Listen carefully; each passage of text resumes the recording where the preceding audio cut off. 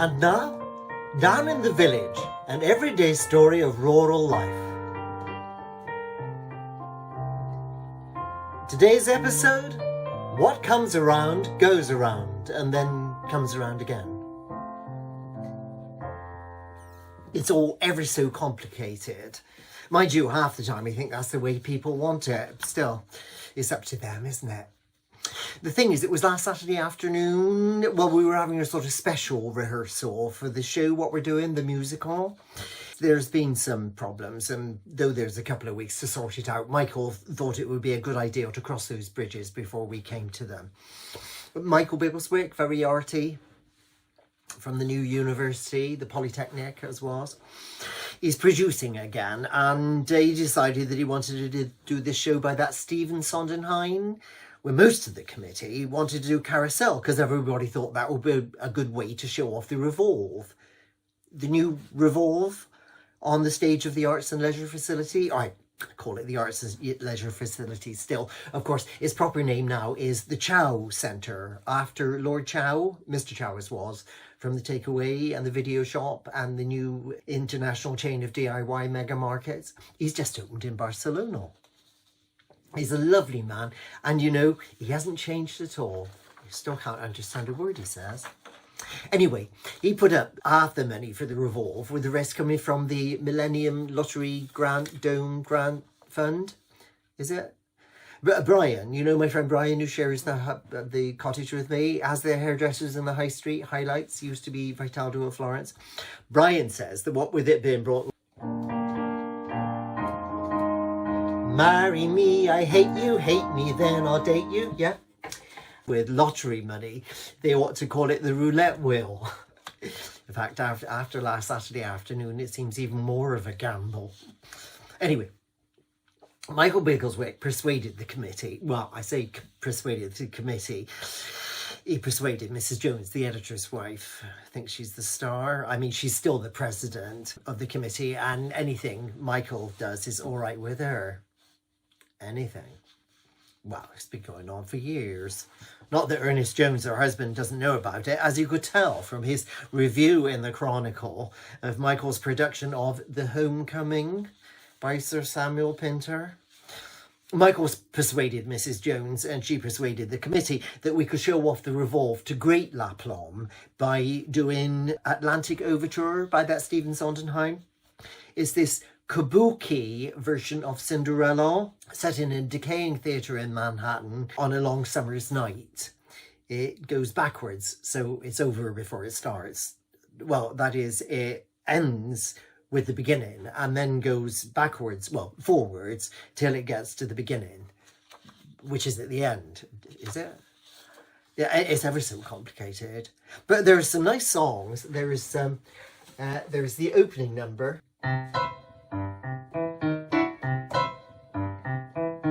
This is gonna be some funny, farcical events, plus angst, yeah? And, oh, marry me, I hate you. Marry me, I hate me, then I'll date you, yeah? Though, of course, the big hit is Am I a Clown? Oh, Michael keeps saying to everybody, do you know kabuki? And they all say no, and he says, no, not no, kabuki. And he laughs like a mad thing, even though nobody understands it. Do you know kabuki? No, not no, kabuki. Of course, Mrs. Jones laughs, but I don't think she understands. Mind you, I thought those two were going to have a row at first. Well, he asked Mrs. Jones if she'd play Old Cinderella. She said, Old Cinderella? She said she'd play Old Cinderella over her dead body. Only then, of course, she discovered it's Old Cinderella who gets to sing Am I a Clown? So then she said that she would play Old Cinderella over her dead body after all. Of course, if anything, she's a bit on the old side for Old Cinderella, which is why Michael asked Sally Grossfield, who played Cinderella in the pantomime when we had the unpleasantness, if she would play young Cinderella, but Sally's not so young as she was, and so it wouldn't look quite such a big gap between Old Cinderella and young Cinderella. But Sally said she'd played Cinderella quite enough for one lifetime. Besides which, she wanted to play Mrs. Lovage, you know, the witch who owns the bagel shop. The one that everybody thinks is cutting people up and making them into bagels. Sally fancied singing I Love New York. Oh, this complicated music. 1, 2, 3, 4, 5. 1, 2, 3, 4, 5, 6, 7. One more time, I think.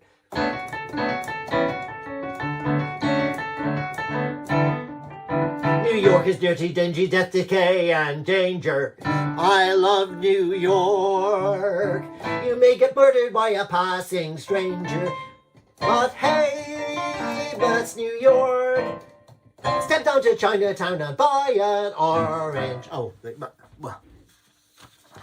Sally said to Michael, why doesn't he ask Pat Parfit? Only Pat says she reckons she's a bit old for a young Cinderella, and besides which, she hasn't got that much time at the moment, what with running her aromatherapy business. Well, she got sick of trying to get alimony out of her husband, you know, went off with her from the chemist a couple of while back. So Pat's taken up this aromatherapy. It's surprisingly popular. She's even been going over to Johnny Palmer to help him relax after a hard day on the combine. Yes, well, I'm not one to gossip. And they're both grown-ups.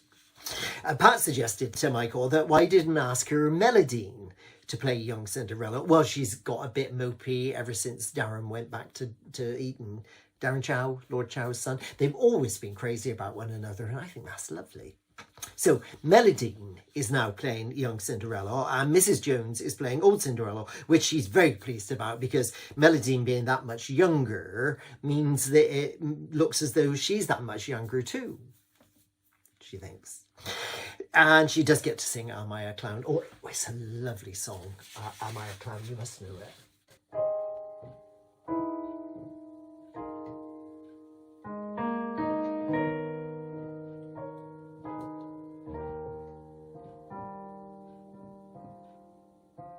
Am I a clown, uptown, downtown, sitting here like this'll help me learn to whistle as my pants fall down?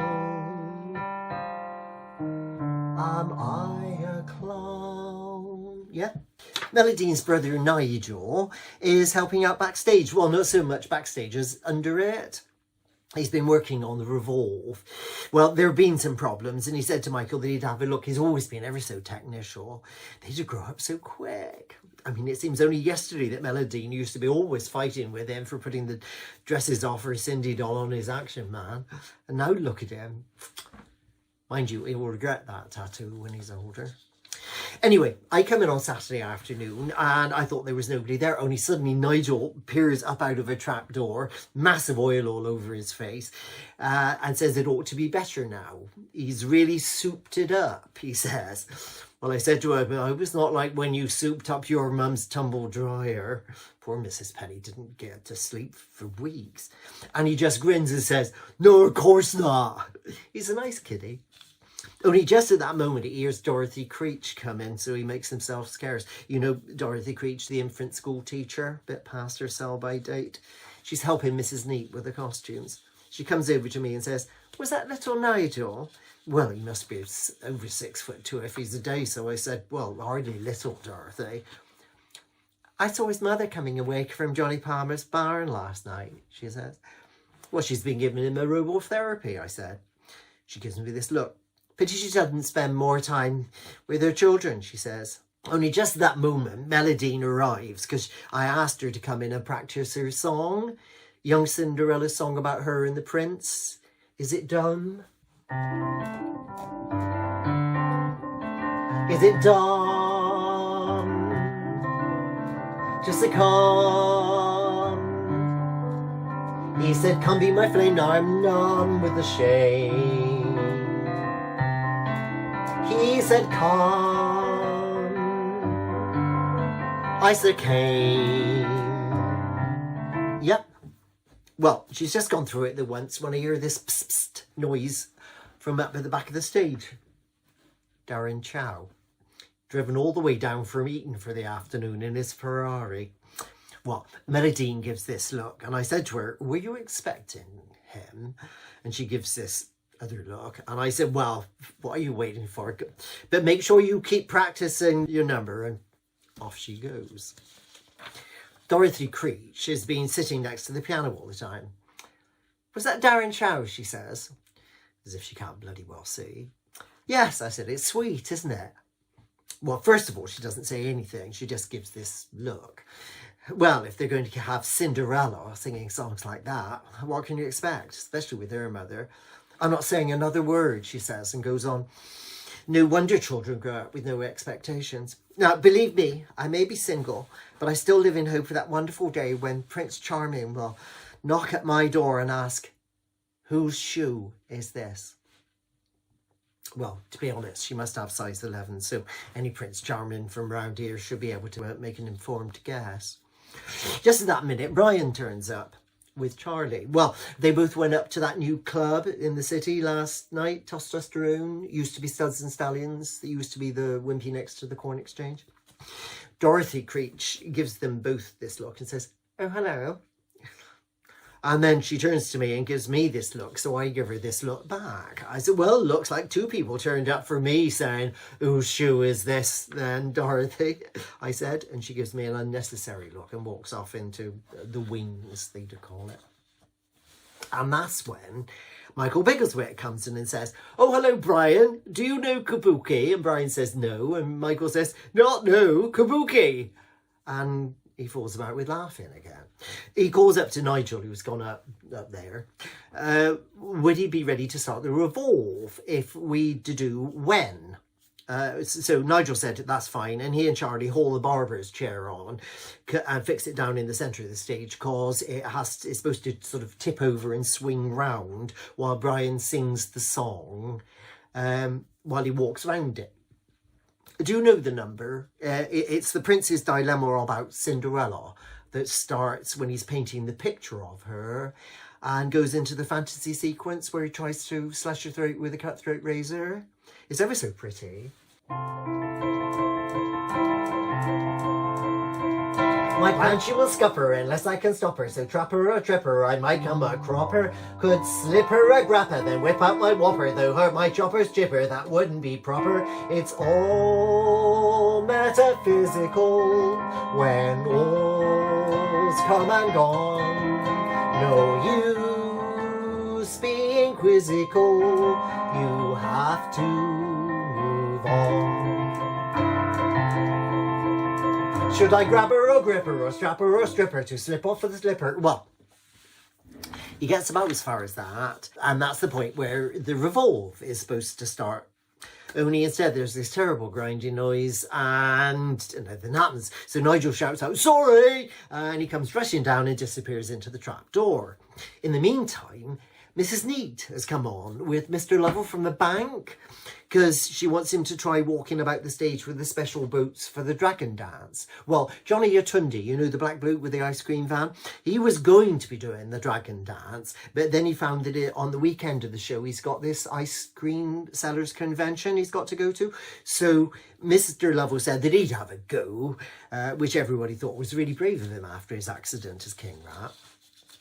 He's got these great big boots, only they're a bit on the loose side.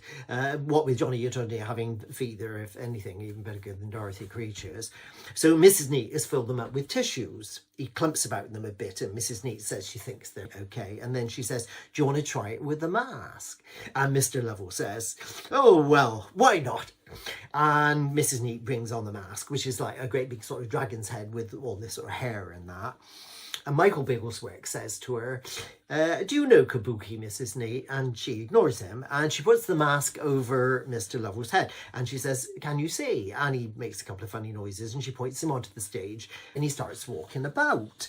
And you can see that he can't quite see properly when, you guessed, the revolve starts. Well, it's quite slow at first, but poor Mr. Lovell's getting really confused. And we shout at him to take off his head and get off the stage. And he almost falls into the orchestral pit, but he staggers back onto the barber's chair, which is going around faster and faster and faster. And nobody grips onto it as hard as he can. And we're all shouting at him to get off quick. Only then the barber's chair tips over with him on it, and it swims around faster and faster and faster. And the next minute, the two dragon boots go flying off his feet one way, and he goes flying off the other.